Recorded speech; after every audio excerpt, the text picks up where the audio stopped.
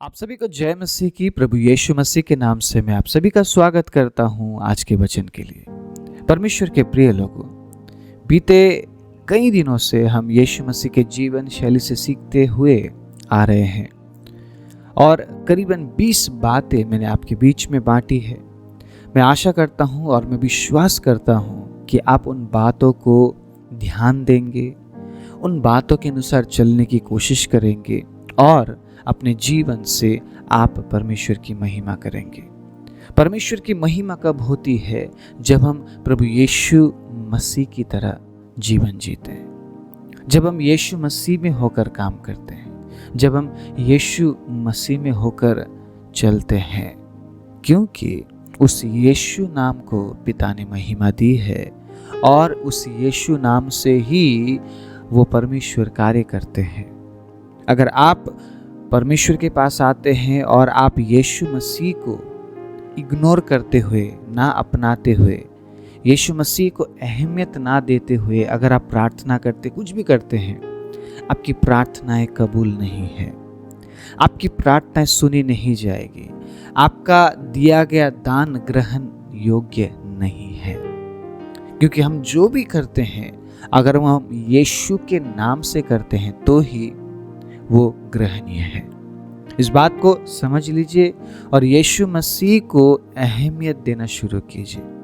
हम लोगों को अहमियत देते हैं, हम चीज़ों को अहमियत देते हैं, हम संसार को अहमियत देते हैं। यीशु मसीह को अहमियत देना हम कई बार भूल जाते हैं। आज के बाद आपके जीवन का सबसे पहला प्रायोरिटी, सबसे पहला स्थान जो भी प्रथम में है, वहां यीशु मसीह को रखिए।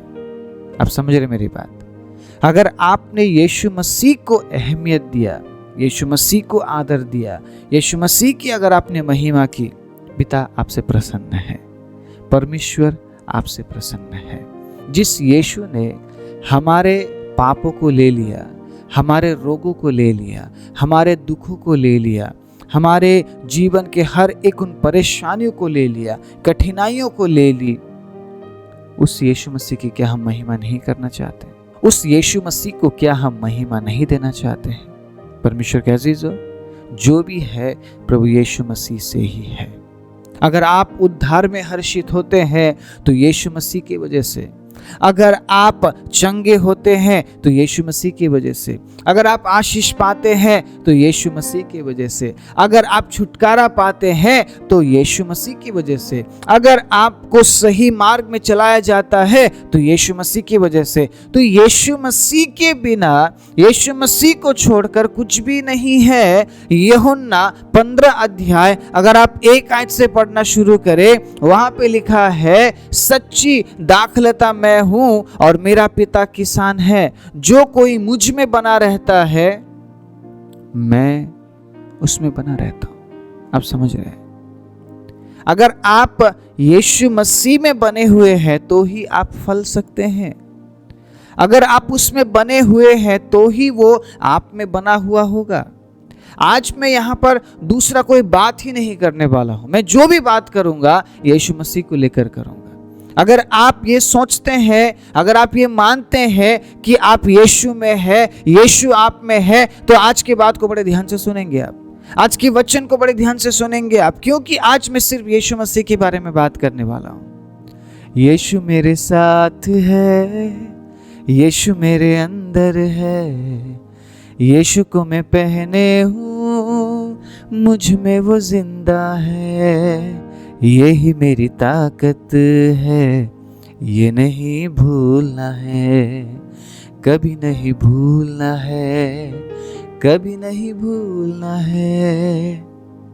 अगर आप ये मानते हैं यीशु आपके साथ है, यीशु आपके अंदर है, यीशु को आपने पहन लिया है और वो आप में जिंदा है, तो आप आज के वचन को बड़े ध्यान से सुनेंगे। क्योंकि आज मैं यीशु मसीह के कार्यों के बारे में बात करना चाहता हूँ। हमने यीशु मसीह की जीवन शैली को देखा, हम आशीषित हुए, मैं विश्वास करता हूँ। मैं तो व्यक्तिगत रूप से काफ़ी ज़्यादा आशीषित हुआ हूँ। मुझे नहीं पता आप में से कितने लोग यीशु के जीवन शैली से आशीषित हुए हैं। लेकिन मैं व्यक्तिगत रूप से आशीषित हुआ हूँ। परमेश्वर ने मुझे वचन का प्रकाशन दिया है, परमेश्वर ने मेरे आंखों को खोला है और परमेश्वर ने कहा है अंत के समय में तू और अच्छे से यीशु में बढ़। और मेरा टारगेट, मेरा मकसद, मेरा उद्देश्य यही है कि मैं यीशु मसीह में होकर आगे बढ़ूं, यीशु मसीह में मैं जीना सीखूं, यीशु मसीह के जीवन शैली को मैं अपनाऊं, मरते दम तक मैं यही करूंगा। हालेलुया।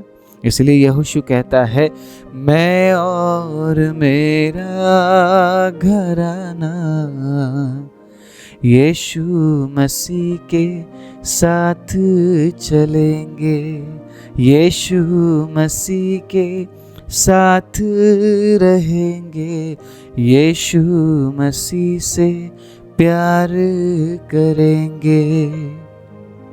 आप चुन लीजिए आप क्या करेंगे, आप चुन लीजिए आप किसके साथ चलेंगे, आप चुन लीजिए आप किसके साथ रहेंगे, आप चुन लीजिए आप किसकी सेवा करेंगे। अगर आपने ये सोचा मेरे पास समय है, मैं किसी और चीज का भी चुनाव कर लेता हूं, कोई बात नहीं, बाद में मैं चुन लूंगा, मुझे क्या करना है, मुझे किसके साथ चलना है, मुझे किसके साथ जीना है, मुझे किसकी सेवा करना, बाद में चुन लूंगा, नहीं। परमेश्वर ने जो समय, जो अवसर, जो जीवन, जो शक्ति, जो जवानी आपको दिया है, इसीलिए दिया है ताकि आप सही चुनाव कर सके। आपकी उम्र निकल जाने के बाद अगर आप चुनाव कर भी लेते हैं, वो चुनाव सही नहीं होगा। आप समझ रहे मेरी बात? परमेश्वर एक्सेप्ट नहीं करेगा। आपने अपने पूरे जिंदगी में क्या किया है वो जानता है। सबसे बड़ी बात, आप जिंदा क्यों थे, आपने 50 साल, 60 साल, 70 साल जीवित होकर इस संसार में क्यों बिताया, ये एक बहुत बड़ा सवाल बन जाएगा। अगर आपने, जब आप सही थे, आप जब आप भरपूर जोश में थे, आप भरपूर शक्ति में थे, आप भरपूर जवानी में थे, आप उस समय आपने परमेश्वर को क्यों नहीं चुना, उस समय आपने उसके राज्य के क्यों नहीं चुना, उस समय आपने अपना जीवन उन संसारिक बातों में क्यों बिताया, उस समय आपने अपना जीवन समर्पण क्यों नहीं किया, वो पूछेगा। और ये आपके लिए एक सवाल बन जाएगा कि मैंने उस समय क्यों नहीं किया, मैं अभी क्यों परमेश्वर को खोज रहा हूं, जब मेरे अंदर शक्ति नहीं है, मेरे अंदर बल नहीं है, मैं खड़ा नहीं हो पाता हूं, मैं बैठ नहीं पाता हूं, मैं कुछ कर नहीं पाता हूं, तो अभी मैंने परमेश्वर को क्यों चुना? क्योंकि आपको डर है कहीं आप नरक में तो नहीं चले जाएंगे, कहीं आप अनंत मृत्यु में तो नहीं चले जाएंगे, आपको डर है। मेरी बात समझ रहे आप? इंसान अपने इच्छा को भी वो चाह रहा है, अपना एक अलग सा जिंदगी वो बिताना चाह रहा है, और साथ में इंसान अनंत जीवन को भी पाना चाह रहा है। कैसे पॉसिबल है ये पॉसिबल ही नहीं है। इसीलिए जब वो आपकी पुकार सुन सके तब उसे पुकारिए। मेरी बात समझ रहे आप? एक समय होगा कि वो आपके आवाज को नहीं सुनेगा, वो क्योंकि आपने उसके आवाज को नहीं सुना। पूरे जवानी में वो आपको बुलाता रहा, मेरा बेटा, मेरी बेटी, वो आपको आवाज देता रहा, अपने वचन से वो आपके बीच में बोता रहा कि वापस आ, मेरे पास आ, मैं तुझे अच्छा जिंदगी दूंगा, मैं विश्राम दूंगा, मैं आशीष दूंगा, मैं शांति दूंगा, मैं चंगाई दूंगा। वो बोलता रहा, लेकिन हमने उसके आवाज को नहीं सुना। और जब हम बूढ़े हो गए, जब हम बलहीन हो गए, हम शक्तिहीन हो गए, याददाश्त कमजोर हो गया, शरीर में अब जान नहीं है, हम वो नहीं कर सकते हैं जो हम करना चाहते हैं, अब हम परमेश्वर के पास आकर भी क्या फायदा? मेरी बात समझ रहे आप? जो आप अभी दे सकते हैं वो आप 10 साल बाद नहीं दे सकते, जो आप अभी दे सकते हैं वो 20 साल बाद आप नहीं दे सकते हैं, जो आप अभी दे सकते हैं वो 30 साल बाद आप नहीं दे सकते हैं। इसीलिए आज और अभी मुझे परमेश्वर के लिए जीना है, इस बात का निर्णय आप ले लीजिए। चुनाव आपका है। अगर यहोशू चुन सकता है तो हम भी चुन सकते हैं। यहोशू ने चुन लिया, मैं और मेरा घराना हम यहोवा की सेवा करेंगे। तुम सोच लो तुम किसकी सेवा करोगे। आज मैं आपसे पूछता हूं, आप किसकी सेवा करना चाहते हैं? आप किसके लिए जीना चाहते हैं? आप किसके साथ रहना चाहते हैं? चुनाव कीजिए। कंफ्यूज मत हो जाइए, असमंजस में मत रहिए। शैतान आपको असमंजस में रखना चाहता है। शैतान चाहता है कि आप सही चुनाव ना करें। शैतान चाहता है कि आप फेल हो जाएं। शैतान चाहता है कि जब यीशु मसीह आए तब भी आप कंफ्यूज रहे, आप असमंजस में रहे, आप निर्णय ना ले सके। परमेश्वर के अजीज, अब समय निकट है, सब कुछ पूरा हो रहा है। बहुत कम बातें हैं जो पूरी होनी है, बाकी सब कुछ पूरा हो चुका है। वो जल्दी आ रहा है। He is coming soon। क्या हम तैयार हैं? क्या हम तैयार हैं? क्या हम यीशु मसीह के नजदीक हैं? क्या हम यीशु मसीह में पाए जाते हैं? क्या हम यीशु के साथ रह रहे हैं? क्या हम यीशु के साथ चल रहे हैं? क्या हम यीशु के साथ जी रहे हैं? क्या हम उसकी सेवा कर रहे हैं? ये एक बहुत बड़ा क्वेश्चन मार्क है। आइए इस क्वेश्चन मार्क को हम खुद सुलझाएं, खुद सॉल्व करें, क्योंकि इसका जवाब भी हमारे पास ही है। इसके जवाब के लिए हमें कहीं जाने की जरूरत नहीं है। जो सवाल मैंने आपसे पूछे हैं उसका जवाब आपके पास है। आप खुद उसका जवाब दे सकते हैं और खुद को जवाब दीजिए। दूसरों को जवाब देने की जरूरत नहीं है, खुद को जवाब दीजिए। जब आपसे यह सवाल पूछा गया है, आप अपने आप को जवाब दीजिए और कहिए, हे मेरे मन, यहोवा को धन्य कहे और उसके किसी भी उपकार को ना भूलना। अपने मन को समझाइए, क्योंकि आपका मन चंचल है, आपका मन परमेश्वर की ओर नहीं है, आपका मन बार बार परमेश्वर से हट जाता है। अपने मन को समझाइए और अपने मन को तैयार कीजिए, ताकि आप आपके मन से परमेश्वर की आराधना कर सके। आपके मन से, पूरे मन से आप उसकी सेवा कर सके, पूरे मन से उसके साथ चल सके, पूरे मन से उसे पुकार सके, पूरे मन से उसके साथ रह सके। आधे मन से नहीं होगा। परमेश्वर के अजीजों, यीशु मसीह के बारे में सुन तो लिया हमने, लेकिन फायदा तब है जब उन बातों को हम अपनाना शुरू करेंगे, जब उन बातों को हम लागू करना शुरू करेंगे। अब आप ये नहीं बोल सकते हैं, कोई नहीं, मैंने सुन तो लिया, लेकिन कुछ समय बाद मैं लागू करूंगा या करूंगी। अब उतना समय नहीं है। समय को मत गवाइए, समय को मत गवाइए। दिन बुरे हैं। समय अगर हम इस प्रकार गवाते रहे, एक समय आएगा जब हमारे पास समय नहीं होगा। एक उदाहरण सहित आज मैं आपको समझाना चाहता हूं। आप एक परीक्षा के कक्षा में बैठे हुए हैं, एग्जाम हॉल में आप बैठे हैं। आपके पास 3 घंटे हैं। 3 घंटे में आपको इतना लिखना है ताकि आप अच्छे नंबर से आप पास हो सके। ध्यान से सुनिएगा। हम में से हर किसी ने कभी ना कभी परीक्षा जरूर दिया है, हम स्कूल जरूर गए हैं और हमें पता है उन 3 घंटों का मतलब क्या है। वो 3 घंटे हमारे लिए कितना बड़ा समय है जब हम परीक्षा लिखते हैं, ये हमें पता है। और जब आपने लिखना शुरू किया, बहुत से लोग क्या करते हैं, 2.5 घंटे वो कुछ नहीं करेंगे, वो बैठे रहेंगे। और जो आधे घंटे हैं, उस आधे घंटे के अंदर वो पूरा परीक्षा लिखने की कोशिश करते हैं और वो बस पागलों की तरह लिखते हैं। वो लिखते हैं, लिखते हैं, लिखते हैं और इतना वो लिखते हैं आधे घंटे में, जितना वो पूरे 3 घंटे में नहीं लिख सके। वो आधे घंटे में वो सब कुछ लिखने की कोशिश करते हैं, तो क्या वो अच्छे नंबर से पास होंगे? वो कभी पास नहीं होंगे। अच्छे नंबर से कौन पास होता है? जो 2 घंटे में 3 घंटे की बात लिखने की कोशिश करता है।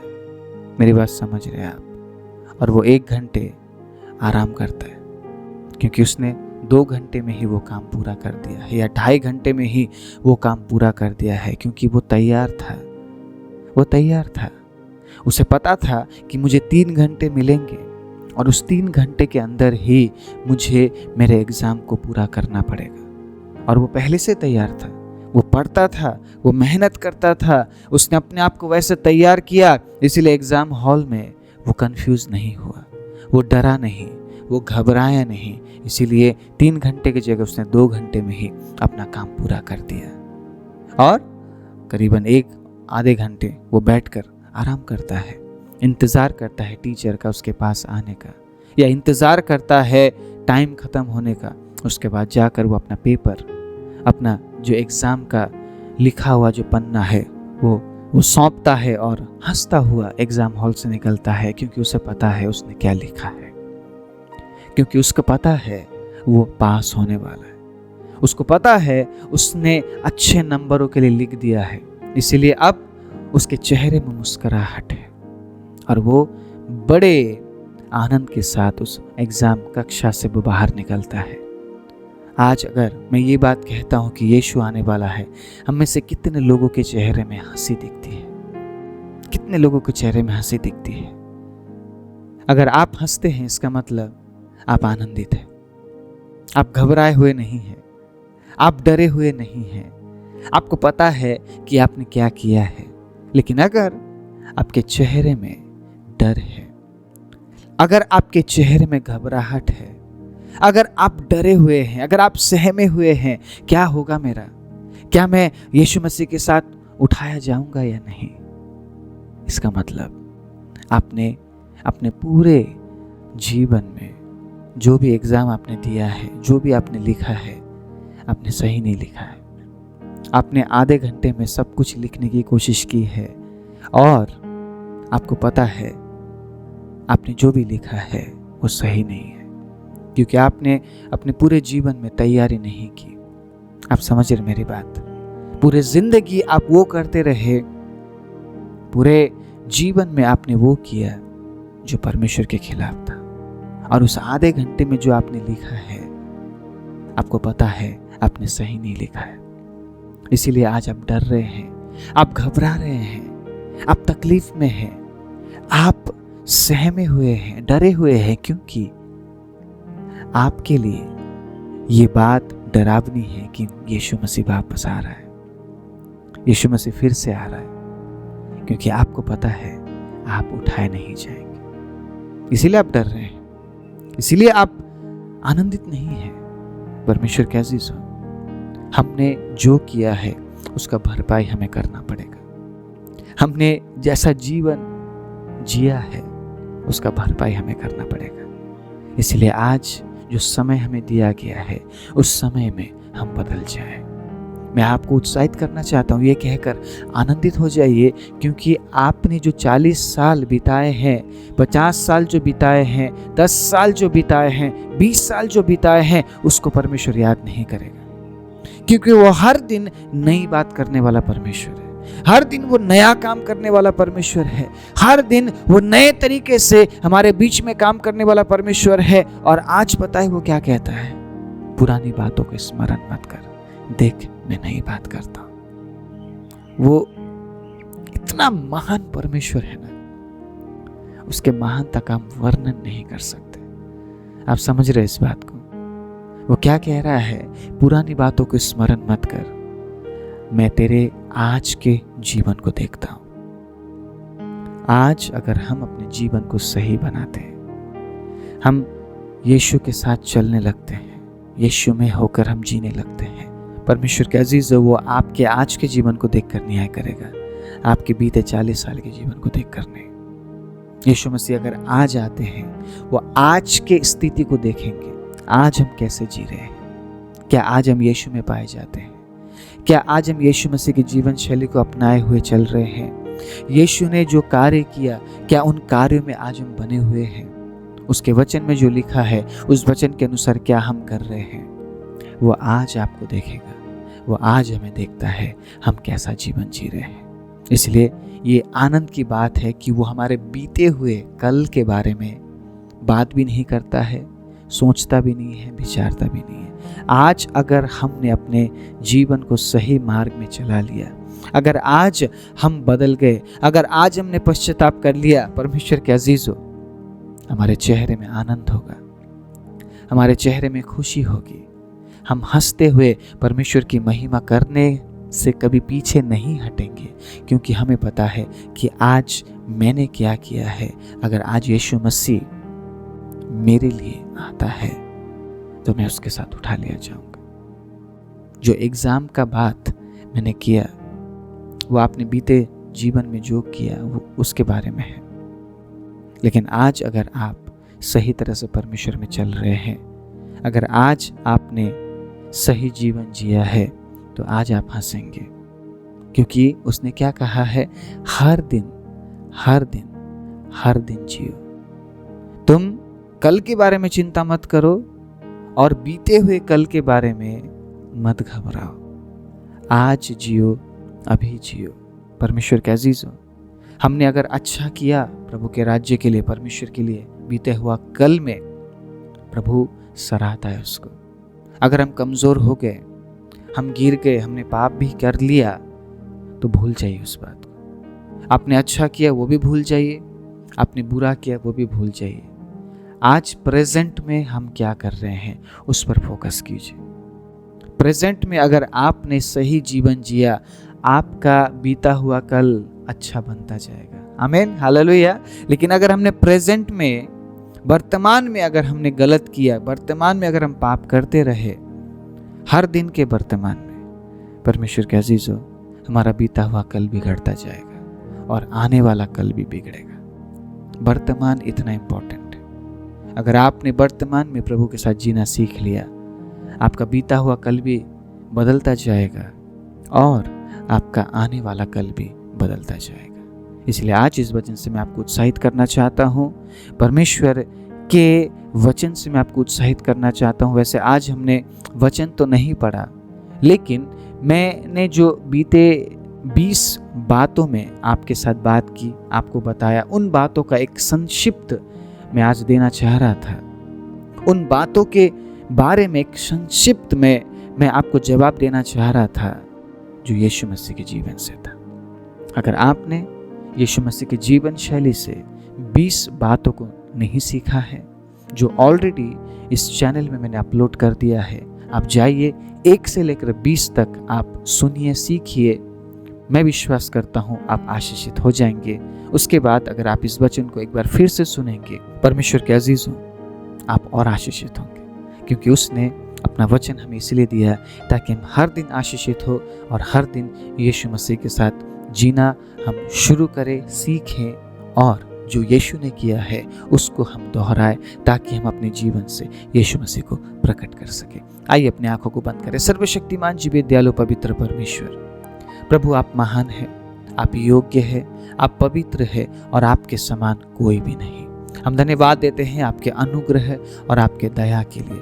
धन्यवाद देते हैं आपके प्रेम और आपके भलाई और आपके विश्वास योग्यता के लिए। आज जो बातें हमने सुनी, जो बातें हमने सीखी और बीते 20 बातों में जो भी आपने पिता हमें सिखाया, उन तमाम बातों से प्रभु 2024 में हम अद्भुत आशीष प्राप्त करने वाले और प्रभु आपके वचन के अनुसार चलते हुए आपको प्रकट करने वाले हम बन जाए। हम सारी महिमा, आदर, इज्जत और जलाल आपको देते हुए, वचन सुनने वाले हर एक को प्रभु नामों नाम आशीष देते हुए प्रार्थना प्रभु यीशु मसीह के नाम से मांगते हैं, आमीन।